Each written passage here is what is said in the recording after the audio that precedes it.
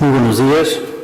Quiero empezar agradeciendo a CONFIEP por la invitación a participar en este importante foro, en estas jornadas de reflexión que mencionaba Martín. A mí me han dado la parte más aburrida, ¿no? A mí me pidieron que hablara de la parte conceptual de la productividad y a Gianfranco le han dado la parte divertida, que es el de las medidas, el de las políticas. Así que les pido un poquito de paciencia y tolerancia en esta presentación que suele ser un poco árida. Yo lo que quiero comentar es, primero, la relación de crecimiento y productividad a modo de introducción, discutir un poco cómo ha evolucionado esto, mostrarle algunas cifras, algo ha mencionado Martín. Luego entrar a la parte 2, que ya es el tema central de la presentación, cómo funciona conceptualmente el crecimiento de la productividad, cuáles son los factores que están detrás, y evidentemente las políticas, las reformas estructurales van a potenciar alguno de estos mecanismos por los cuales vamos a tener esta ecuación mágica en la cual 2 más 2 termina siendo 8. Y finalmente una reflexión de por qué es importante el crecimiento. Si me queda algo de tiempo, abordaré un poco más la relación de la parte económica con los sistemas sociales y políticos en una sociedad. Respecto al primer punto, lo comentaba Martín, las diferencias que hemos tenido en los últimos años, ¿no? Acá tenemos desde 1950 hasta el 2015. Bien. La primera parte de introducción y reflexionando sobre las cifras y lo que tenemos, vemos aquí la evolución desde 1950 hasta el 2015 del PIB per cápita de varias economías en América Latina y en Asia. Y lo que resalta es que en 1950 Corea del Sur era la tercera parte de Perú, medido por PBI per cápita. Singapur tenía más o menos el mismo nivel de Perú, y hoy en día lo que tenemos es que Corea es 3 veces Perú, Singapur es 6 veces Perú. ¿Qué han hecho ellos? ¿Qué hicimos nosotros? Y si nos proyectamos un poquito más, podemos ver que las cosas que está haciendo Vietnam, que viene desde atrás, en 15 años más vamos a tener otro foro igual como este, donde va a haber otros economistas, otros políticos, otros empresarios, pero hablando exactamente lo mismo. Y cómo Vietnam nos ha sacado 2 cuerpos de ventaja, ¿no? Está la hipótesis externa, ¿no?, de que los términos de intercambio es lo que condiciona todo.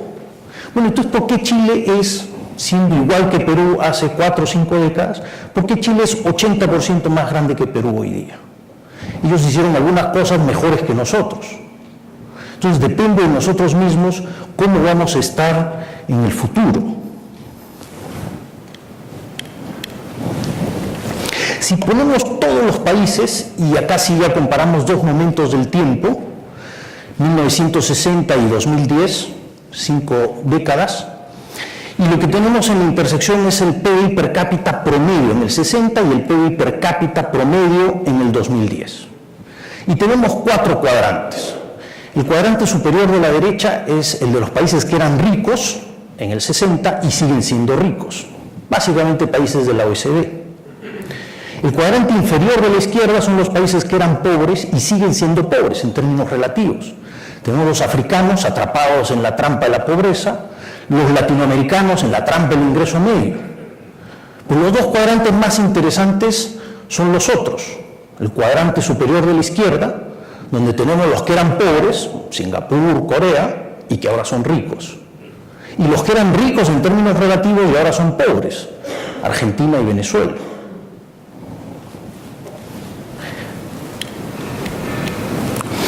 Si nosotros medimos la contribución de los distintos factores, capital, trabajo, al crecimiento del PBI, y luego le incorporamos la eficiencia que hemos tenido como sociedad en mezclar estos factores, eso es lo que se llama la productividad total de factores, vamos a tener qué ha ocurrido con nuestro PBI a lo largo de estas 5 o 6 décadas. Y lo que vemos son diferencias fundamentales, ¿no? Crecimientos de productividad en la última década que explican la mitad del crecimiento del PIB per cápita en el Perú.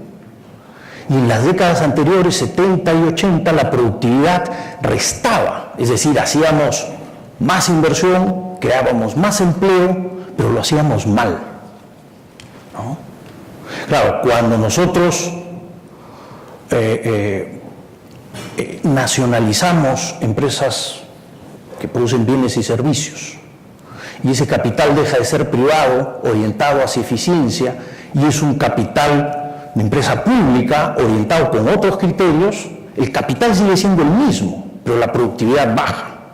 Si el empleo lo creamos en el sector público, ¿no?, y no mejoramos la atención a la ciudadanía, el empleo ha aumentado, pero la productividad se reduce. Y eso es lo que hemos visto en décadas anteriores. De lo que se trata entonces es de mejorar las cosas y de avanzar, de implementar estas reformas que nos va a hablar Gianfranco más adelante. Porque si no, nos va a pasar lo que nos está pasando ahora, donde no hay aumento de productividad. El PIB per cápita promedio en lo que va de la década ha crecido, ha habido más inversión, ha habido más empleo, pero no ha habido aumento de productividad. Todo el crecimiento de Asia es explicado por productividad. Esta es una discusión muy larga en economía. Ahora, ¿dónde están? ¿En qué sectores? Acá, desgraciadamente, no podemos ver la productividad total de factores porque no tenemos capital por sector económico, pero podemos tener una proxy que es la productividad laboral. ¿Cuánto PIB explicamos por cuánto empleo? ¿No? Y lo que podemos hacer, que es más interesante, es medir qué ha pasado con esta variable de productividad laboral en 10 años, del 2004 al 2013. 2014 cambia un poco, cifras del 2015 no las tenemos, desgraciadamente. Pero fíjense, y esto es una reflexión que voy a hacer un poquito más adelante con este mismo gráfico, ¿no? El sector que más incremento en productividad laboral ha tenido es agricultura. ¿Qué tienen que ver los términos de intercambio con esto? ¿Qué tiene que ver el contexto externo con el esfuerzo empresarial de diversificar producción, diversificar geográficamente la industria, de abrir nuevos mercados? Y la misma reflexión es para comercio, servicios, manufactura. Entonces, en nuestro país, y vamos a hablar de esto, ha habido una transformación muy importante en los últimos 10 años que parece que no la entendemos, no la percibimos. Vamos ahora a hablar un poquito de cuáles son los factores detrás de los incrementos de la productividad. Y básicamente lo que uno tiene que entender es que este es un proceso de largo plazo. Recuerdan Corea, como siendo la tercera parte Perú empieza a hacer sus cosas bien, empieza a crecer. En los 80s teníamos el mismo PIB per cápita, pero ellos venían con una tendencia exponencial y nosotros con una tendencia plana y decreciente en esa década. Y básicamente nosotros entendemos como mejoras de productividad por uso eficiente de recursos, ¿no? La hectárea de tierra dedicada a alfalfa o arroz la pasamos a espárrago en la misma hectárea, pero el incremento en el valor de la producción, valor relativo de la producción, es enorme. La entendemos como economías internas, ¿no? Dentro de la industria, dentro de la empresa, aumenta el tamaño, puede reducir los costos medios, existen economías de ambiente, existen economías de network, ¿no? de crecimiento exponencial, de aceleración en producción de bienes y servicios. Lo podemos entender como economías externas, es decir, ya no cosas que ocurren dentro de la industria o de la empresa, sino que ocurren en el entorno, ¿no? Esto es lo que Marshall hablaba en el siglo XIX, viendo lo que ocurrió en las ciudades inglesas, y que Porter después lo empaqueta de una manera bastante elegante y comercial y lo vende como clusters. Pero estas son las economías externas que ocurren y que tienen que ver con infraestructura, que tienen que ver con capital humano y con desarrollo de proveedores, ¿no? con mejor tecnología, con productos de mejor calidad y más baratos, que hace que nuestra industria compre mejor y se potencie. Y finalmente con el tema de innovación, el cual no me voy a referir mucho porque hay todo un panel después. ¿Cuál es la característica fundamental que tienen todos estos factores?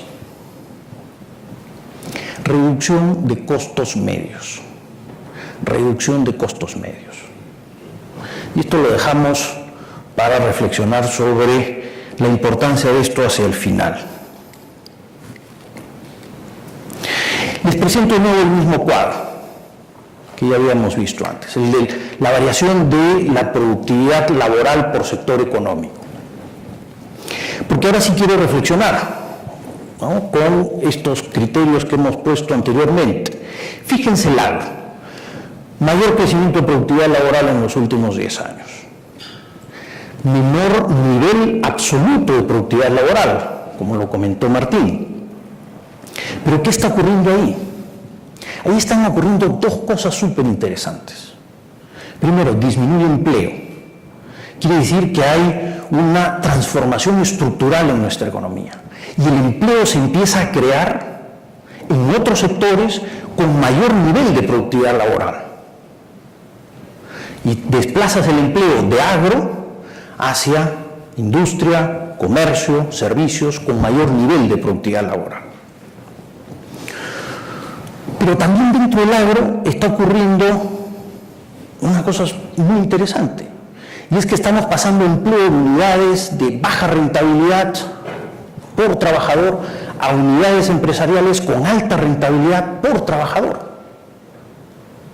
Entonces son dos transformaciones muy importantes de nuestra estructura productiva.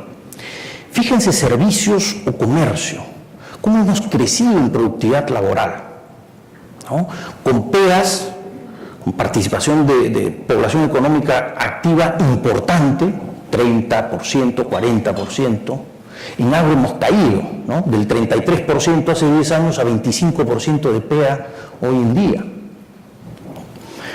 Para estos sectores, la informalidad es una limitante enorme para empezar a crecer y aprovechar economías internas, ¿no? Entonces, ¿cuáles son las políticas que nos ayuden a reducir la informalidad y generar estas economías internas que generan productividad?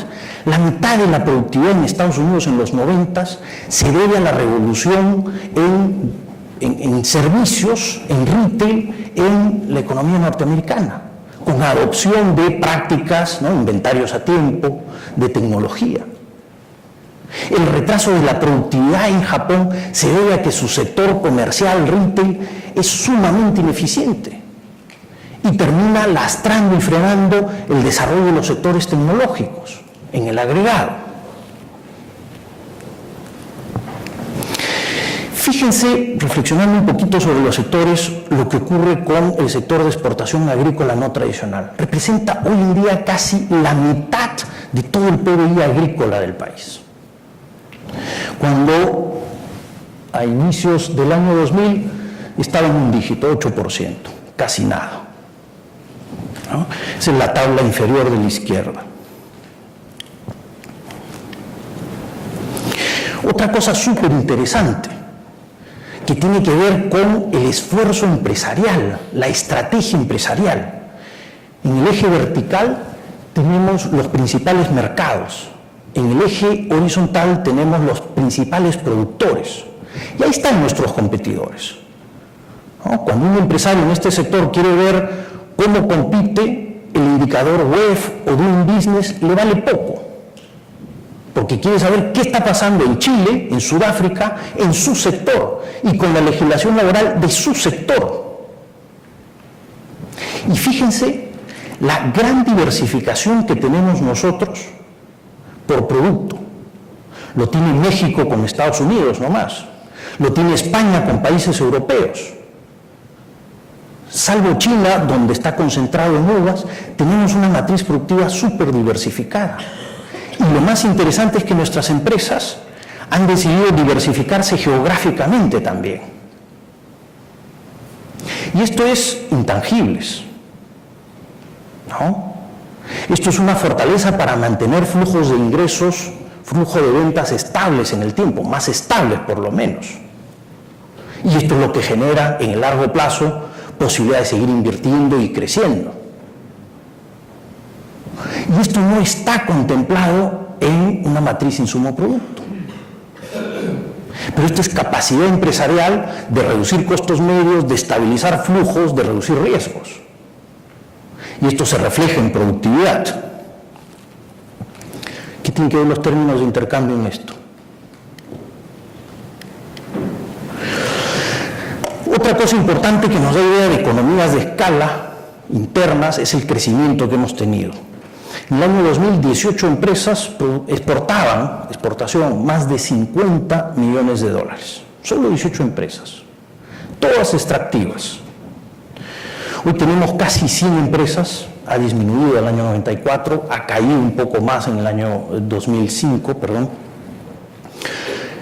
Pero lo interesante es que casi la mitad de estas empresas no tienen nada que ver con industrias extractivas. Y otra cosa que refleja una dinámica empresarial enorme son los nombres. Las empresas son muy distintas.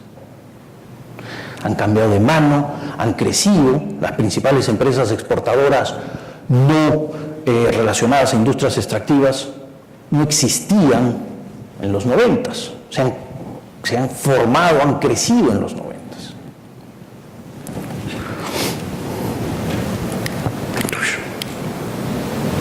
Otro dato interesante, cómo aumentamos nuestra canasta exportadora en productos por distintos sectores no tradicionales, múltiplos de 10 veces, ¿no? Textiles aumenta 3 veces, están ahora en una situación muy compleja.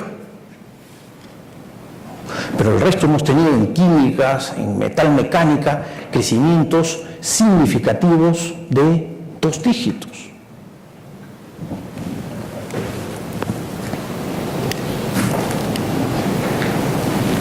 En el caso de metalmecánica, que estamos exportando casi 600 millones de dólares, cuando en los 90 no existían prácticamente las exportaciones, si nosotros desarrollamos un clúster industrial asociado al crecimiento de nuestra minería, son proveedores del sector minero, lo que podemos tener con un desarrollo a nivel de lo que ocurre en Australia, por ejemplo, es duplicar el crecimiento del PBI en los próximos años. Ahora solo podemos incrementar, tal como está nuestra matriz insumo-producto, la tercera parte. La creación de valor en nuestra economía por desarrollo de la industria minera solo nos va a llevar a un crecimiento inducido de 1/3. Pero esto puede generar un crecimiento del mismo tamaño en el PBI del país, ¿no?, en función de un desarrollo de clúster.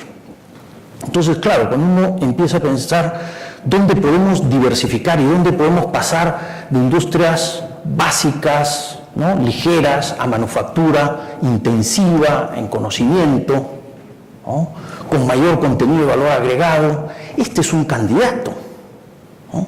Pensar que podemos desarrollar electrónicos y podemos competir en robótica, a lo mejor en 20 años.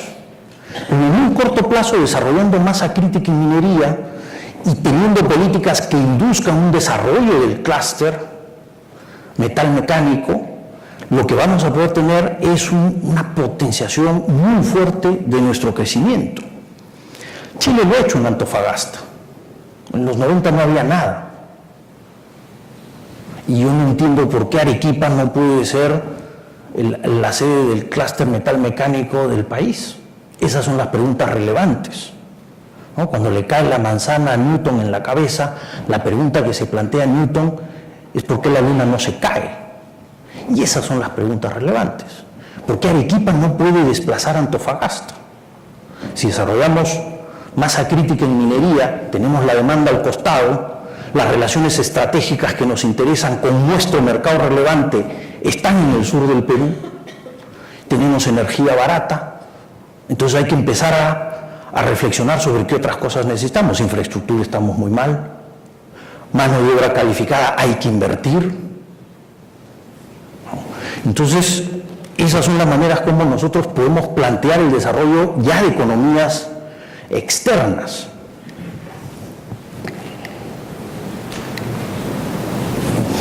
Esta es la matriz productiva de Corea desde los años 80 y fíjense cómo evoluciona. y cómo los textiles prácticamente desaparecen.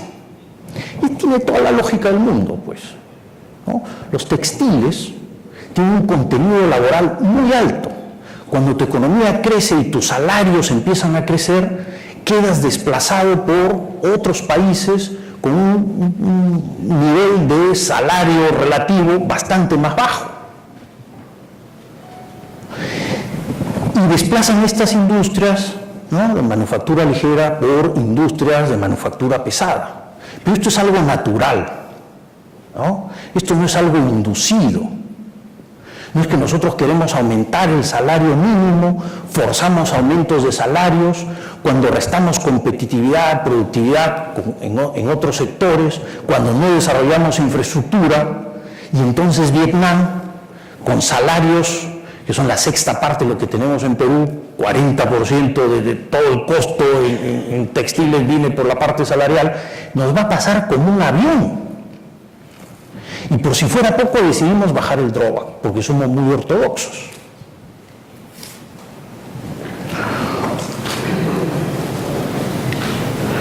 Esto es Antofagasta. El desarrollo del clúster metal mecánico en Antofagasta data de los 90s. Y lo hicieron en un contexto de precios del cobre sumamente bajos, porque lo relevante es el ratio, no la tasa de crecimiento. Lo relevante es cuál es el precio versus el costo medio. Y si ahí hay un margen, entonces yo voy a invertir. Y si ese margen puede crecer porque tengo proveedores de buena calidad que están a mi costado, puedo desarrollar una relación estratégica, no transaccional, sino estratégica, con cambio tecnológico inducido a través de mis problemas reales, entonces las cosas empiezan a funcionar mejor. Y de nuevo la pregunta es, ¿por qué no Arequipa? Y hay que tener muy claro dónde estamos como país. ¿Cuál es nuestra posición? ¿Cuál es nuestro nivel de ingreso? ¿Dónde nos aprieta el zapato? Mejor infraestructura en Corea no le va a añadir puntos de productividad. Nada. Le va a añadir productividad cuando LG termine de enterrar a Sony, a Panasonic. Ahí le va a añadir productividad. Pero otro puerto, mejores vías de comunicación, no. A nosotros sí. Desarrollar instituciones que hagan que de las 17.000 hectáreas que tenemos en Moquegua, que están dedicadas fundamentalmente a alfalfa, estén llenas de paltas y de uvas. Eso va a generar productividad en el país. No digo que no hagamos las otras cosas, pero tenemos muchísimo por avanzar en las dos cosas esenciales: de asignar mejor nuestros recursos escasos, aprovechar economías internas y potenciar nuestras economías externas. Hasta ahora les he explicado, siguiendo a Aristóteles, 3 de las 4 causas fundamentales. Hemos hablado de la materia, la forma y la causa eficiente. Capital, trabajo, constitución de esto, ¿no? Y los mecanismos, cómo generamos la productividad y el crecimiento. Pero falta la última causa, la más importante, la causa final. ¿Por qué queremos reducir costos medios? Porque queremos un retorno esperado. Y no en el día o en el año, queremos un flujo de retornos, ¿no?, significativo en el largo plazo. Buscamos la sostenibilidad de este retorno en el tiempo. Y entonces, aquí tenemos todo un mapa de distintas medidas que pueden generar este mayor retorno esperado en una empresa, que busca reducir su costo medio. Y aquí es cuando viene la esquizofrenia, ¿no? Todos estamos de acuerdo que el crecimiento es bueno, que hay que mejorar la política para que esto lleve a un aumento del PIB per cápita extraordinario, ¿no? ¿Qué PIB per cápita? Total de bienes y servicios producidos en una economía, valor de mercado, en un tiempo determinado, respecto al total de habitantes. Ok. ¿Dónde se produce? En la empresa. ¿Y por qué lo va a hacer la empresa? Por esto, por el retorno esperado. Todos estamos de acuerdo con la productividad. ¿Quién genera productividad? El empresario.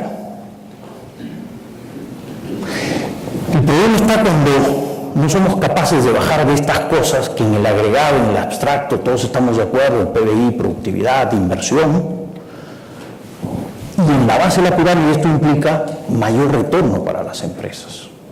No podemos destruir su fuente de rentabilidad a través de inducir cambios forzados en políticas salariales que no van acorde con el crecimiento de la productividad.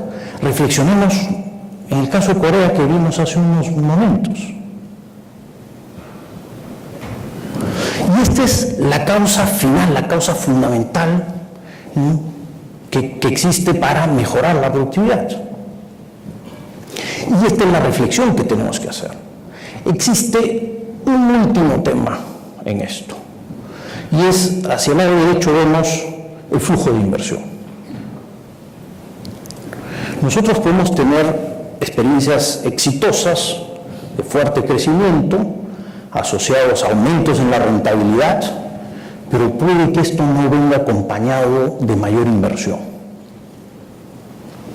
Y la clave para esto es la competencia.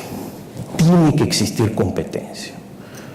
Si uno ve que existe competencia en un sector y uno ve que existen retornos altos, entonces uno invierte en ese sector. El que está dentro va a intentar por todos los medios que no entren. ¿Y cómo hace? Innova. ¿No? Entonces acá vienen las rentas schumpeterianas. Yo sigo disfrutando de costos medios bajos, ¿no?, y buen margen porque he innovado, he adoptado tecnología, me he esforzado en mis procesos internos y te hago muy difícil que tú entres. Pero tiene que haber condiciones de competencia en ese mercado, porque si no vamos a tener rentas monopólicas. Mi margen es altísimo, mis ganancias son espectaculares, pero no voy a meter un mango en esta empresa. ¿Para qué? ¿Para qué me voy a esforzar? ¿Para qué voy a innovar, mejorar procesos si soy monopólico? Y desgraciadamente en muchos de nuestros países vemos esto. Este era el Perú de los años 70 y 80. Y este es un Perú que ha cambiado fundamentalmente. Todavía tenemos que mejorar en condiciones de competencia en todos nuestros mercados. Bienes y servicios, pero también los de factores, especialmente en el laboral. ¿Por qué es importante esto? Por esto. Tenemos ahí una correlación perfecta entre PIB per cápita de un país y el índice de desarrollo humano. Escojan cualquier indicador social, cualquiera, y vamos a tener una correlación perfecta. Correlación no es causalidad. Yo podría interpretar que mejorando muy fuerte el tema del desarrollo humano voy a llevar a un crecimiento del país. No necesariamente. O que el crecimiento del país me va a llevar a un índice de desarrollo humano alto.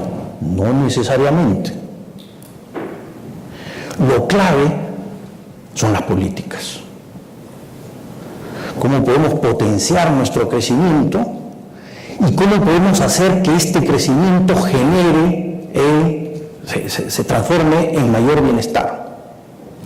Y no solo son políticas, sino son los propios procesos internos.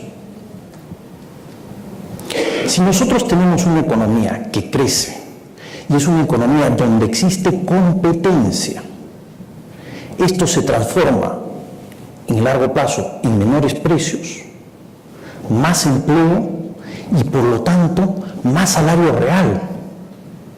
Entonces tenemos que el desarrollo económico va generando un desarrollo social, porque nuestras clases medias van creciendo.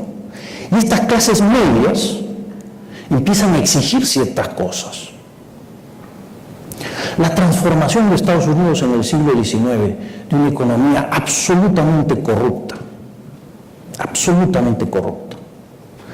¿no?, a exigir un Estado con una burocracia de buen nivel, a evitar la corrupción política en cada uno de los estados, se da fundamentalmente porque el crecimiento llevó al desarrollo de las clases medias, y son las clases medias en las sociedades las que empiezan a pelear contra estos capitanes políticos que gobernaban, ¿no?, como les venía en gana, sin ningún respeto.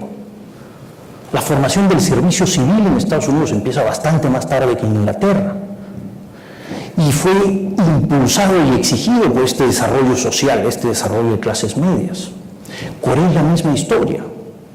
El fuerte crecimiento de las clases medias impulsa la democratización del país. Entonces, si nosotros tenemos un fuerte crecimiento económico, ¿no?, sano, con competencia, con crecimiento de clases medias, y encima hacemos reformas políticas que nos van permitiendo mejorar la eficiencia, mejorar el servicio civil, no quiero entrar mucho en eso, ese es tema de Gianfranco, vamos a tener un crecimiento sostenido. Y aquí la causalidad viene fundamentalmente al inicio, el Big Bang, por el crecimiento económico, ¿no? Y eso es sobre lo que tenemos que reflexionar. Muchas gracias.